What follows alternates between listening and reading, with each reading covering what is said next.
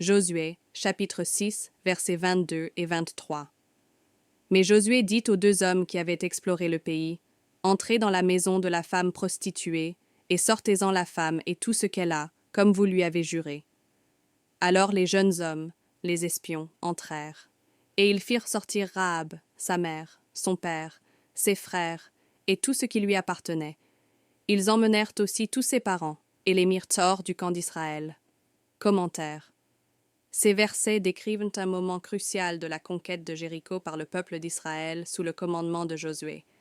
Rahab, la femme mentionnée, a joué un rôle important dans cet événement.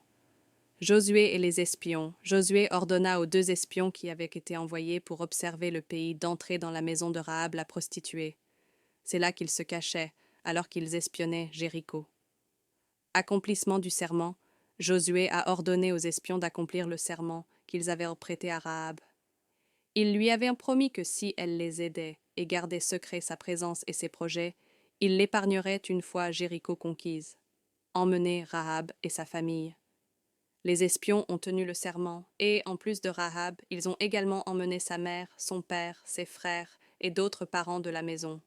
Cela a été fait pour assurer la sécurité de Rahab et de sa famille lors de la conquête de Jéricho.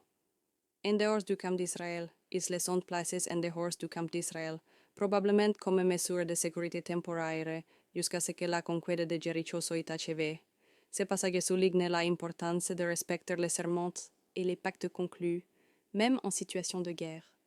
Cela montre également comment Dieu a utilisé des personnes improbables comme Rahab pour jouer un rôle important dans son œuvre.